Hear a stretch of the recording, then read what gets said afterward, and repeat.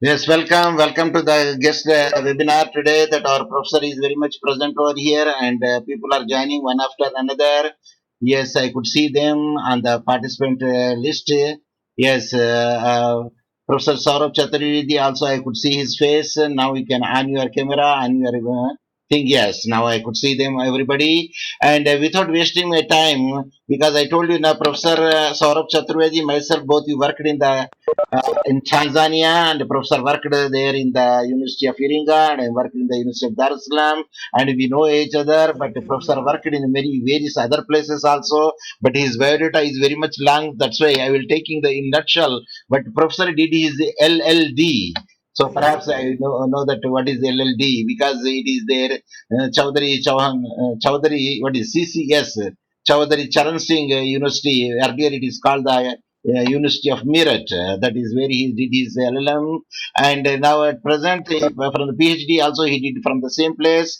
And at present that he is working, I told you the college is not deemed university. That is Nasri Monji Institute of Management Studies. That is called NMIMS. There is a deemed university, and he is also presently working as a professor emeritus in the University of Iringa, Tanzania, East Africa, teaching and guiding the postgraduate as well as the PhD research scholars.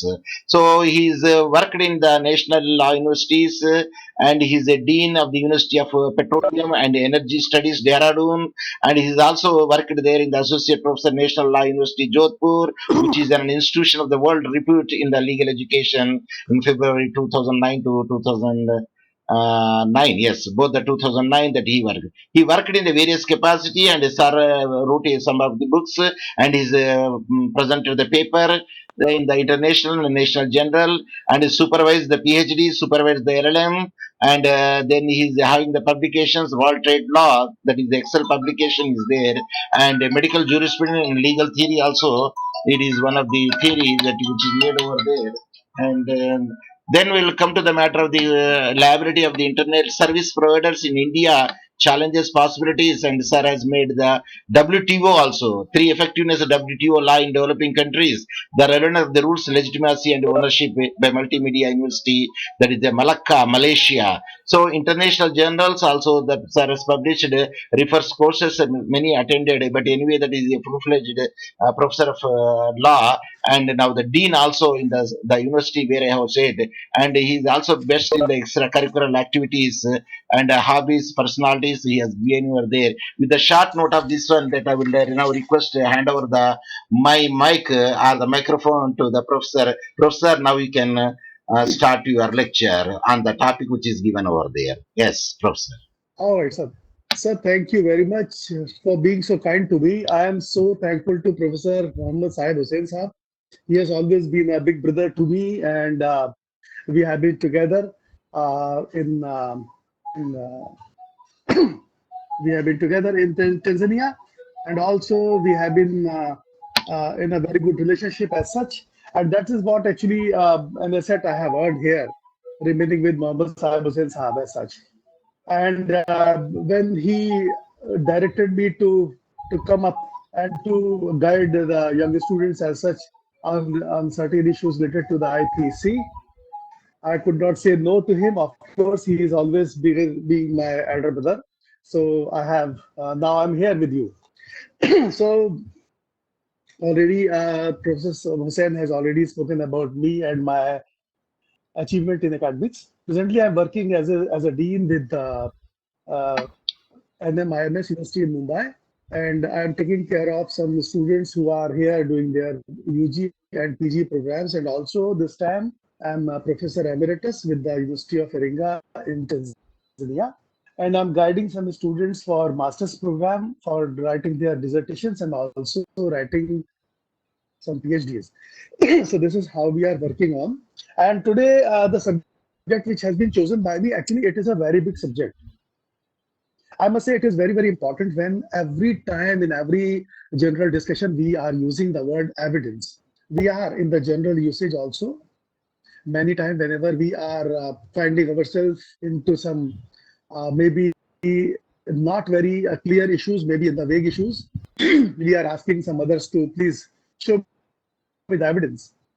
So the word evidence has gone very deep into our heart. We are looking for certain things which may be subject of an oral or maybe an evidence which is a written document as such. I'm sure many of you, the students who are here, many times the students might be passing through with certain news channels and they are passing through with the information which are being produced and forwarded by the I'm sorry. You are looking at the television channels and the news relating to Sushant Singh Rajput and Riya Chakravarti related informations. And every time you are seeing that whatever CBI is doing, NCB is doing, and Mumbai police is doing, and all of them are working together to collect the evidences. What we are talking about? Are we talking about that Evidence Act in India or whatever we are doing since? We are trying to collect many things in that may include any statement given by the people, or that may be like related with any other evidence which could be possibly supporting the allegations made by the prosecution or maybe supported by the defense. So these many issues are here for the subject discussion with us. This particular issue related to the evidence is actually discussed in chapter 11 of IPC, and it is spreading to from section 191 to section 211, where two issues have been taken into consideration. The first is false evidence, and second is the offenses against the public justice. Means what? When we are clubbing both of the things together into one part, so section 191 to 201 is falling into false evidence, and section 211, 201 to 201, 211 is falling into public justice, offenses against public justice. So because both of the things are clubbed so deeply together, you cannot separate them as such. Let us try to understand what could be a possible idea and how we have obtained that. Indian law, as you students are known to, that the Indian laws, whatever we people do have, it has been inherited from the Britishers. And so IPC, which was made in 1860, and it has been a subject of many modifications and many new additions to the IPC, looking at the readily usage of the law, and sometimes giving a space to the new additions too, as per the need of the society when the society has been moving fast, and with the development of industrialization, maybe development of many new companies coming to India, you can see when there is the word is becoming commercialized and the requirement of emotional things are reducing, you can see the importance of this particular subject increases up to all. We in IPC are sometimes, when we are using the word evidence, we are sometimes collecting it from that particular law which is existent in England in the name of perjury, I must say. So that perjury, whatever we are using in, which is talking about certain statements given by the people in the court of law. I would not go into the second part when we are talking about when we go into when we are going into a court of law. We have to start with to understand what could be possible evidence initially. So what could be possible evidence? So starting with the evidence is we can categorize it that evidence is actually every type of proof. We are talking in the general sense, we are using the word prove it. So proof means that is a specific word what we people have been using very frequently, and we understand that the proof is that could be presented legally also. Proof is what we are demanding every off and on. After every behavior, after every movement, we are using the word proof it. So this proof, which could be presented legally also, not in the court of law, but maybe to some other places also, that can be considered as an evidence. So sometimes what we are taking up that evidence could be every type of that proof which can be presented before a judge or maybe to any other body which could be an official body where something has been demanded as such. Or sometimes evidence is actually a sort of a statement which is required or maybe permitted by a court of law, and the court is court is expecting you to submit something or speak something maybe on oath. So that is what the basic starting of the evidence is. Let us try to understand it in such a manner that evidence could be a possible statement or maybe a possible document which could have been presented before somebody that can be an official, maybe a government official, or that can be a court also, that can be categorized as an evidence.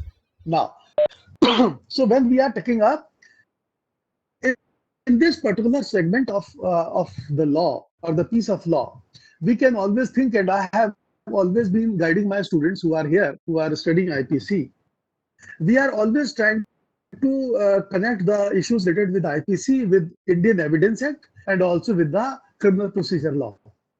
So CRPC, IPC, and evidence, all three things are going parallel because three things are so connected deeply.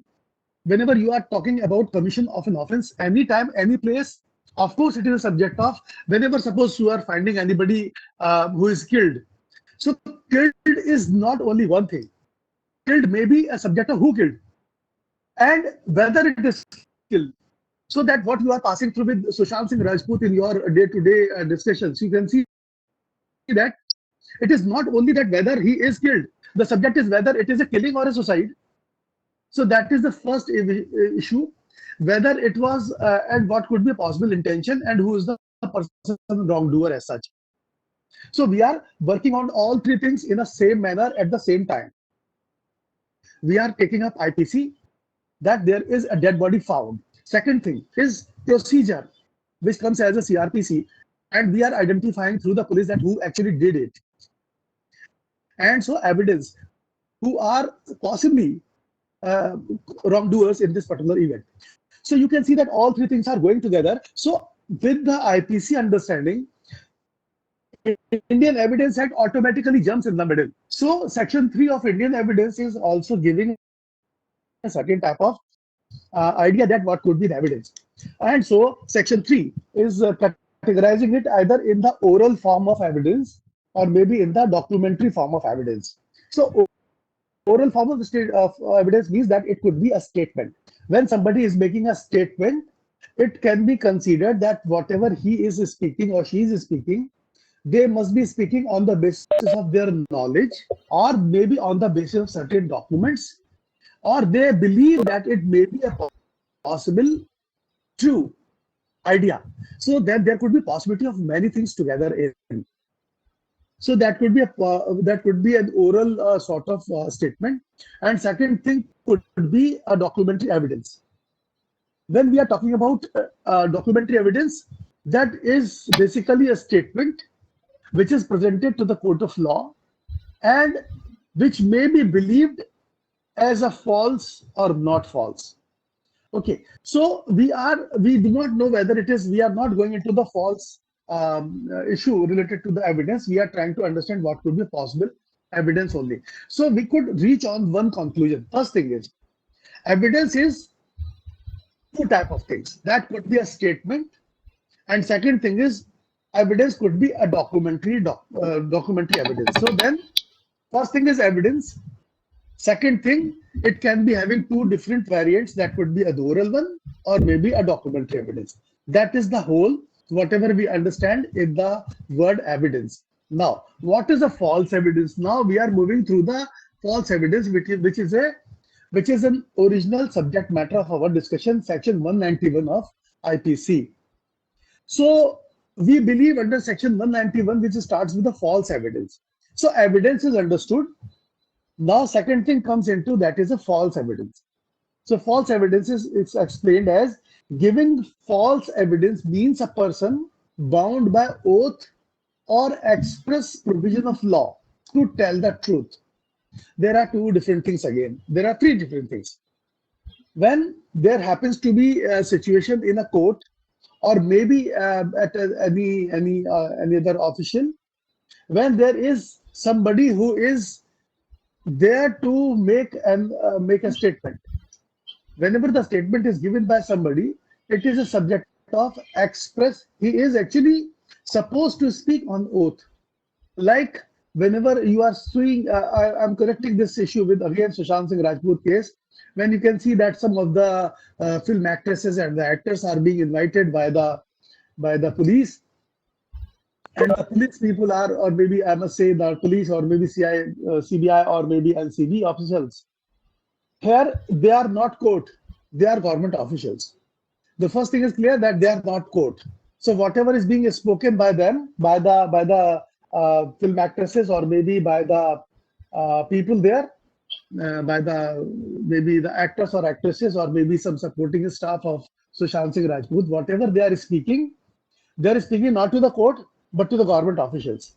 But despite that, whatever they are speaking in front of the government officials, they are speaking, and they are likely to, and they are bound to speak in truth. Whatever they are speaking, that is truth. So they are bound to speak a truth whenever certain questions are being asked from them. They are bound to speak a truth. And sometimes whatever they are speaking, it is a subject of making a statement by themselves. Many time in the police investigation, when you would be studying CRPC, maybe later on or maybe now, whenever, when you would be studying CRPC, every time whenever any person is making a statement, it is a subject of writing by someone, or maybe by the wrongdoer himself or herself. Whatever they are writing, it is a subject of writing in their own handwriting, and also it is a subject of oath that is being signed. When you are writing a letter and you are signing, purpose of signing is that whatever you are writing, you believe that it is true. So that is what the importance of the trueness of that. So many times when anything which is false evidence means a person bound by oath, you need to speak in truth, and you are bound by that oath that whatever you are speaking true, or maybe by the express provision of the law. I'm sure many of you who might have seen any affidavit, if you can see that affidavit after when you are mentioning all the information, you are sharing all the information on affidavit, there happens to be one provision that is called verification at the last.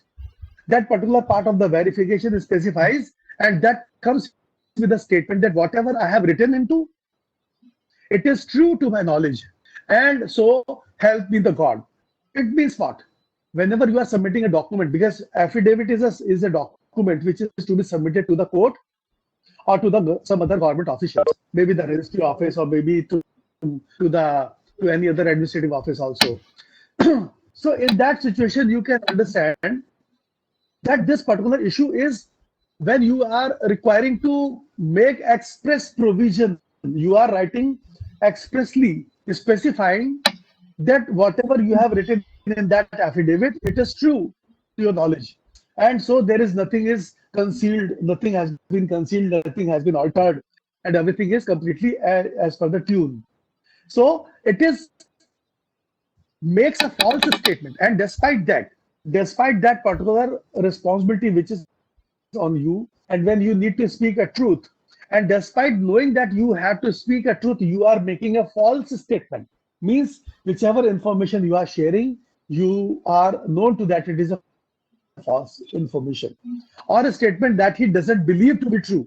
You know that whatever, if there is already a statement, you know that it is this statement does not have completely true information, but still you sign it. It means that information, you know that it is not clear, that is not true. Or third thing is when you believe to be false, you know that it may be completely impossible for a person to sign. Suppose there is a will which has been made, which has never been made initially, but after the death of the father, somebody goes and he prepares a document, he gets some thumb impression upon the document.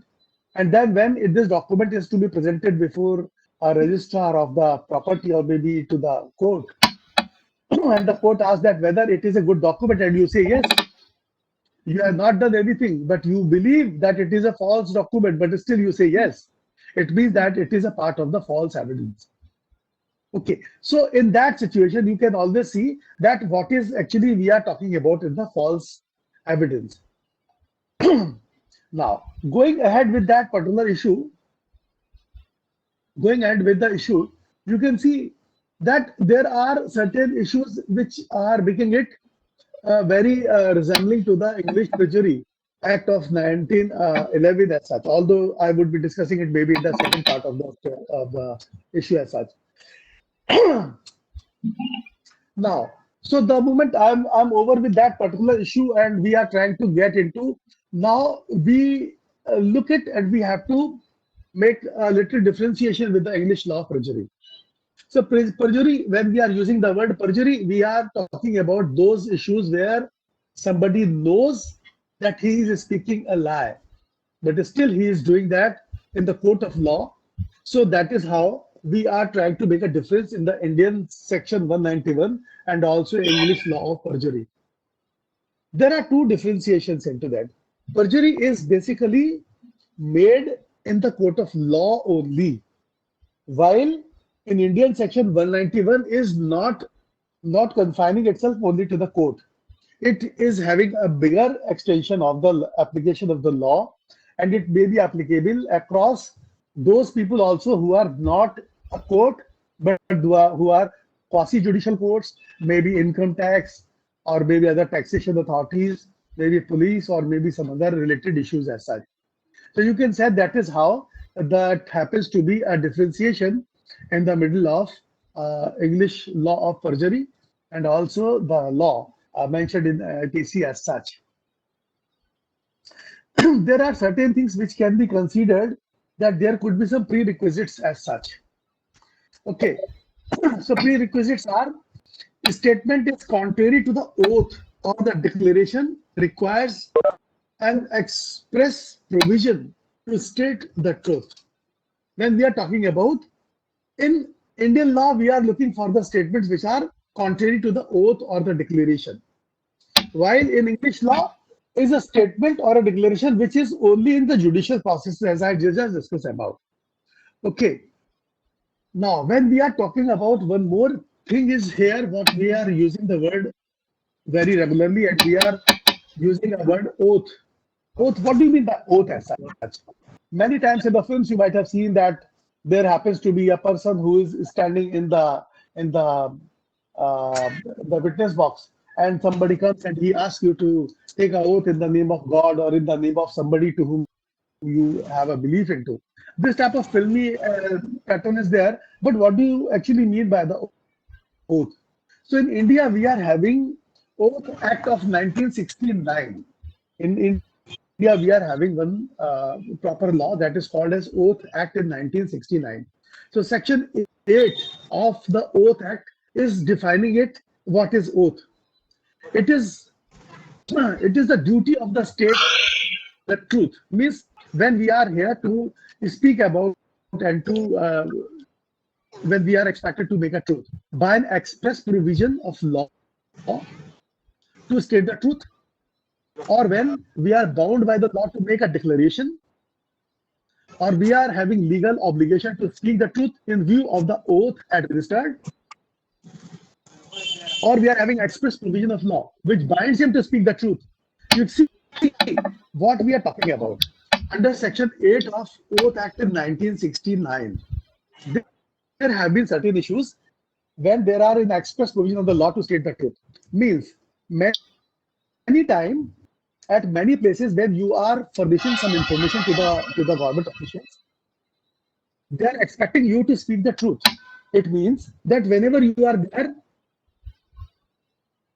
like suppose you are filing your ITR in your income tax, when you are filing your ITR, you need to fill up the information which is completely true. This time now we are expecting you to submit some documents attached with like your PAN card or maybe some Aadhaar card or something which might be quite conclusive and which determines your identity. But in the rural areas, when we were not having Aadhaar card or PAN card before, we were directed to speak the truth and we were directed to write something on oath. And also, these many documents are expected to support you whether you are speaking the truth. So, with the express provision of law to state the truth, when there is a complete directive which is mentioned in the document or in the form which is being submitted by you to the government or to the court, there is a complete directive which specifies that you have to speak truth and truth only. That is the first thing. So when you are submitting a document to government like ITR, you are submitting a document and you are expected to write only true information about. Second thing is bound by the law. When you are there to make a declaration, you are making a declaration, and in that declaration you have to specify, as I told you, about when you are preparing one affidavit, or you are making any and then the affidavit you are making a sort of verification as such. And one more thing, when you have already taken an oath, when you are standing in the court of law and you are becoming a witness, there happens to be a legal obligation upon you. So this legal obligation is to speak the truth, because you have taken one oath. So once you have taken an oath, you need to be you need to be completely sticking to it. You need not to speak anything which is beyond, or which might be having vague answers as such. So that is how you are there to specify, and then you are bound under the Oath Act Section 8 as such. This is how we are talking about the false evidence and what is the oath as such. If there is any query or questions, please ask. Yes, students, if you want to ask any other questions on this regard, we are at liberty to ask it because still we have some 10 minutes for our question sessions regarding the false Yes, sir. evidence and the One question, sir. yeah, please. Sir, in court, if we are giving any statement without going under the oath, will it amount to perjury? Like I'm making a statement in the court, but I'm making the statement before I take the oath that I'll say the truth. Will it See, amount to perjury? yes. Actually, oath is not a mandatory idea. Many times you are not taking oath even. When you are, as I just discussed about, when you are submitting a document and then you have not taken any oath, you are just submitting a statement or any document to the and to the court or to any other quasi judicial proceedings or to the officers. When you are submitting any document, you have not taken any oath. You are required to submit a document or information which you believe and which you trust that it is true. And despite that, you have submitted that. Then in that situation, without taking oath, also you are subject of perjury.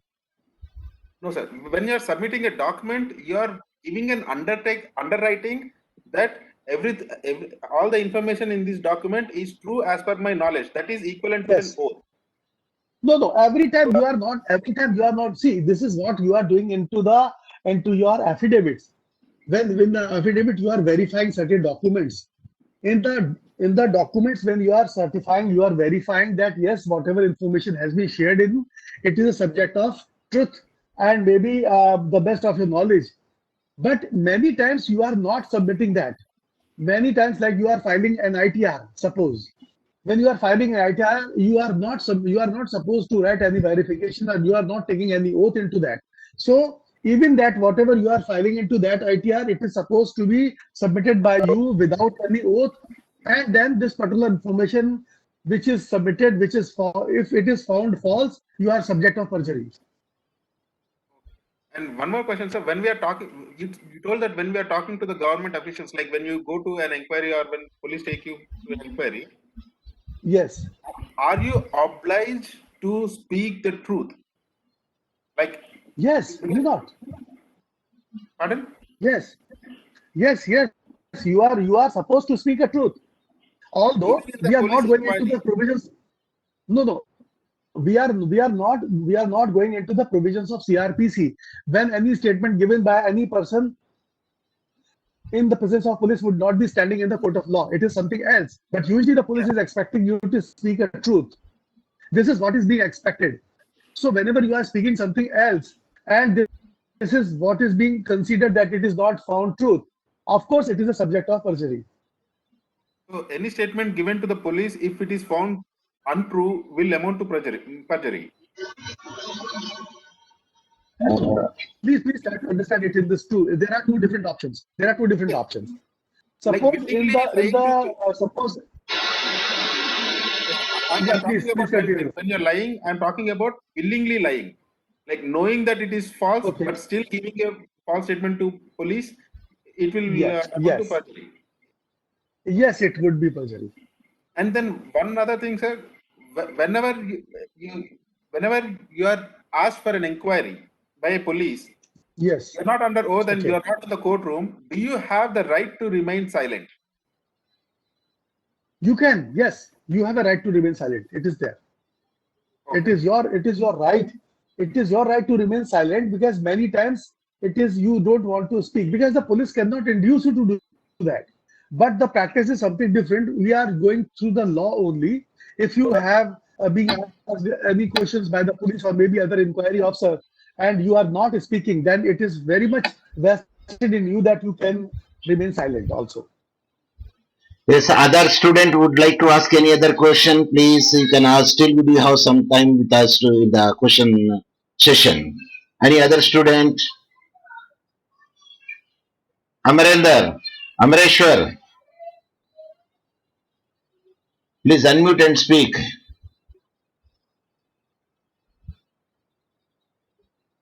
Rowan has a question. I have one more question, sir. Okay, Yes, continue. please. Yes, continue.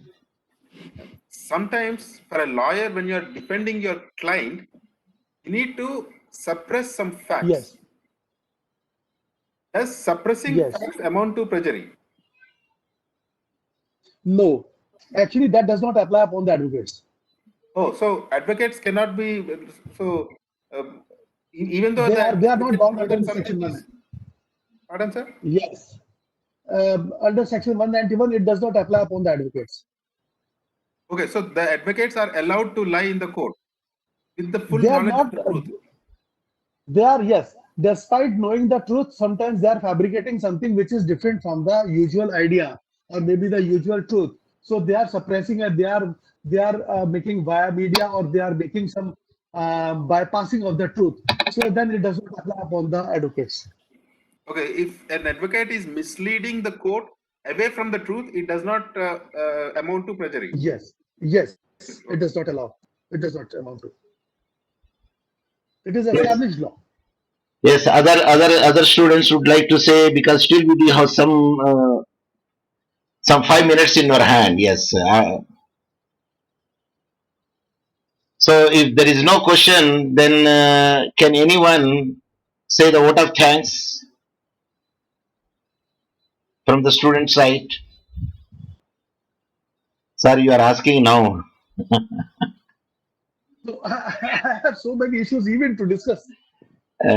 Yeah, because there are many issues are there if it is strictly speaking. But anyway, that we cut Yes. it because of the 50 minutes time would be there for the Cisco Webex. Then public justice is you just to say what is meant by public justice? Could you enlighten a bit? What is public justice? See, there are two different aspects covered into this particular segment of the law. Okay. Second segment, which comes into which starts from section 201 to 211. It is Mm-hmm. talking about that public justice is when somebody is when somebody there are two initial part of one which is false evidence and second is fabricating false evidence. So Mm-hmm. then section 192 which talks about the fabrication of the false evidence, it is talking about when somebody is despite knowing that it is not the truth, but he is making some corrections into modifications or some concealment into the documents which can mislead the investigating officer or maybe the court, then it would be subject of fabrication of the false evidence. So making a false evidence or fabricating false evidence, both are two things which are going one after another or maybe going independently also. So Mm-hmm. both of the things are a subject of this discussion into this particular law. The moment I am going with the public justice, Okay. when I'm going into public justice, the public justice is that it is going to, whenever anybody is found making any wrong statement in the court of law, Mm-hmm. and which is because of that wrong statement, or maybe after submission of the fabricated false evidence, when the court is going to make or pronounce any judgment which may be wrong, or Mm-hmm. which may have taken somebody into the prison, or Mm-hmm. which might have given somebody as a taken to the execution, or maybe given some maybe like a punishment which is which has been like a heinous punishment. Okay. Of course, the person who has been responsible of making a false evidence or who has been responsible of fabricating false evidence would be Mhm. given the same punishment as he should get. Suppose I am making a false evidence against somebody, Mhm. and with my false evidence and with the submission of fabricated false evidence, suppose because of my evidence, one innocent person might have been added into a group of those people who have been responsible for committing dacoity. Mhm. Okay, and due to that fact, which has been evaluated by the court, and some innocent person has been taken to the gallows, and he has got some 7 years imprisonment. Mhm. And later, it is found that there was an innocent person, and the innocent person has gone into the prison because of my false statement or maybe false evidence. So Okay. I would be a subject of punishment of the same punishment, like going into the imprisonment for 7 long years, as an innocent person might have gone to. Okay. In So most. then it is One having more many question, sir. variants. Okay. Yes, Okay. please. One last question, sir. Yeah. Please go ahead. Sure, please. Are lawyers immune from fabricating the evidence? See, fabrication is not allowed by the lawyers. You cannot make any fabricated evidence. Whenever you are making any fabrication of the false evidence, you are a subject of fabricating an evidence. Evidence cannot be tampered in any manner, maybe by the lawyers or anybody. Evidence, if it is there, you can produce, you cannot produce. Even some statements you can press, you cannot press. It is possible. But if you are making any corrections or modification into the evidence which is not true, you would be subject of forgery and you would be subject of Section 192 under fabricating false evidence. That may be even a lawyer. Okay. Because sometimes in the prosecution, no, from the public prosecutions, the witnesses will give the different answer. At that time, they say hostile. No, the thing is that you cannot change, you cannot alter any existent evidence. You should not. So that may be anybody, whosoever is making any corrections into that, it would be an activity being made by with a wrong intention, which may be mens rea. Mhm. So if the mens rea is found there and somebody intentionally making any corrections into any document, book, record, electronic record, or anything, he would be subject of making some activity which is an intentional activity. So then it is having both mens rea and actus reus both. So in that situation, maybe it is a lawyer, he would be subject of punishment under the law. And in the lawyer's case, sir, in most of the cases, lawyers may Yes. not amount to a perjury, but they can be do abatement to forgery of evidence, sir. Like they can advise their clients to give wrong evidence, or they can advise their clients to fabricate the evidence. So are the lawyers punishable for this? Like See, if there is when a you are, see, if the there is whatever the lawyers are doing it, they are not doing by themselves. They are letting anybody do that. If that could be a client as such. Suppose in the Ria case and something, so Manshinde Saab he is supporting something and he is asking them to prepare something by yourself. He is Manshinde is not doing anything. He is asking his client to do that, but at the cost that if this particular document or statement would be found inaccurate or false in the court of law, then this particular man would be responsible for that. In the same manner, that would be an abatement, because when even a lawyer who is trying to make you or who is instigating you to do something which is not appropriate as per the law, of course he would be subject of commissioning of any offense under IPC. But the thing is, they are trying to give you via media. Sometimes they are giving you an idea through which you can escape yourself. But when he is trying to do something, like if even an advocate is convincing somebody to do an abduction or something, he would be a subject of considered as a wrongdoer as such within the group. So the if a lawyers lawyer do is have saying that something. if a lawyer Yeah, is please. saying go and destroy so and so document because these documents can be used against you, and the client goes and destroys those documents. So will that lead to amount to abatement of fabrication? Is it known to the inquiry officer? It's not known to the inquiry officer yet. Then if it is not known to the inquiry officer, probably it would remain in hide. And if Yeah. it is known to the officer, they see that maybe sometimes they can ask you to erase certain evidences, but erasing the evidence is again a subject of fabricating false evidence. If you are erasing something which is relevant in, so if suppose you have altered something into the record, or you have changed something, you have teared off certain documents or maybe the pages from the book, of course that would be subject of fabricating false evidence and making the corrections into that. It is subject of punishments. Let me give you a precise example, sir. Okay. Murder happened, and immediately after the murder, the client calls the lawyer. Yes. Police investigation has not started yet. Yes. The lawyers advises the client to get rid of the murder weapon and then tamper the scene, the murder scene, so that it may look as if he did not commit the murder. Yes. And the client goes and then does that. That is fabrication of evidence. Okay. It is actually, see, unless and until it is coming into the eyes of the investigation, or it is a part of the police investigation and proceedings in the court, it may be anything which is hide or which is away from the court's knowledge. It was found into Jessica Lal murder case also. It was found into Jessica Lal murder case when Manu Sharma made a fire upon the girl Jessica Lal, and then he ran away from the spot with the car. Yeah. The car was taken into some very in a hide, and also the pistol was thrown into the canal. So these many things could have been suggested by them, but only thing is whether it can be considered whether it has come into the knowledge of the investigation or in the knowledge of the court. If it has not come in the knowledge of the court, it may be something which could have been out of this particular section 191-92.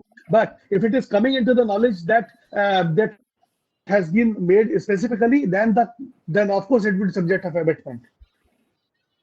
Okay, so the lawyer will be subject to abatement if it comes to the knowledge that the client had done something to erase the evidence on the advice of the lawyer. Yes. Okay, anyway, that I would be very much happy. Advocate Subhan Bande also joined over there. I welcome him, sir, to our guest webinar where our professor Saurabh Chaturvedi is delivering it. Of course, he delivered. Now the question and answer session is going on. Just we are waiting for the turn. When our turn will be over, that we are taking. So, Subhan Bande, sir, this is the professor Saurabh Chaturvedi, and we work together in the Tanzania in the very, very long time, and now he is a dean at the NMIM. Is that right, Professor Saurav? Yes. Yeah.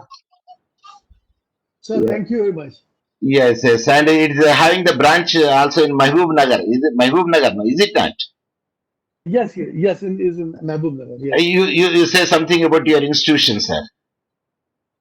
So, in fact, this particular institution, I'm part of that NMIMS University. It is an old institution, and they are in existence since 1912.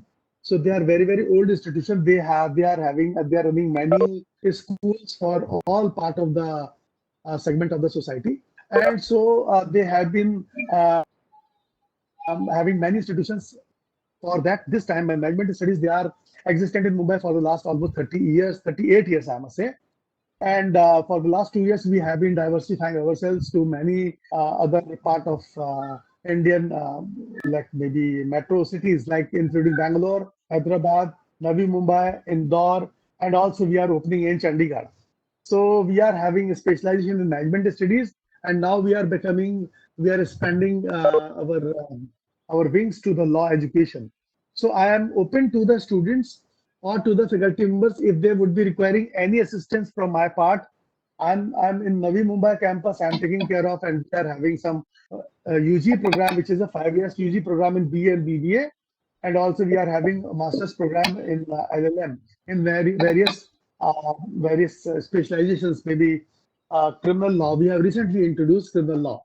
So if any student is having any interest, they want to share the library, they want to get any other clarifications, they want to come up, they want to visit it, I would be really happy to help the students.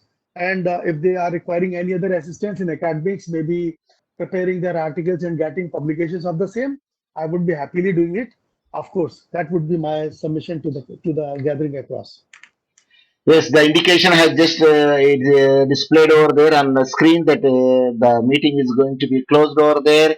And I would like to say, I give the chance. Tangirala, can you say a few words? Because the Tangirala is a concerned teacher. Please speak. At least say the vote of thanks to our professor. Jayaprakash, unmute and speak.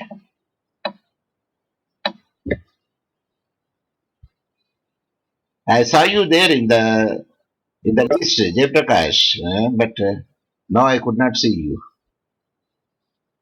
Yeah, it is a Jayaprakash who is going to teach this subject. There is a law of crimes, and it is one of the part that he suggested me. So I requested my friend to deliver the lecture on this respect. Perhaps, of course, he is not feeling well. That is the one of the reason I believe that I could not see his face. But anyway, that I am very much thankful to the Saurabh. Saurabh, you have taken the pain, and in the short time that you have prepared yourself, and the much time that you are very happy that you have given the much time for our discussion, because the discussion will enlighten us more rather than the giving the Certainly. things. Yes, sir, and we are very Thank much you very much. thankful on behalf of the Minor College of Law, the management, Yunus Sultan sir, our secretary sir is there, and the staff and the students of the first year, second year of some of them are joined also. Final year, with this, I would like to conclude the session. Thank you very much, and by Jai Hind. So I will closing the Thank you, sir. the Thank you session. very much. Thank you Welcome, very sir. much for giving me this opportunity and to be a part of your guest seminar. Thank you very much for giving me this invitation. I'm available whenever you need any assistance. Kindly get back to me. Thank you very much. Yes, now I'm closing the session. Automatically, it will be closed also. So stopping the Thank you, sir. sharing, then I'm at the end of the meeting. So thank you very much, Thank you, sir. Saurabh. Right, sir. Thank you, sir. End of the Thank you, meeting. sir. Bye.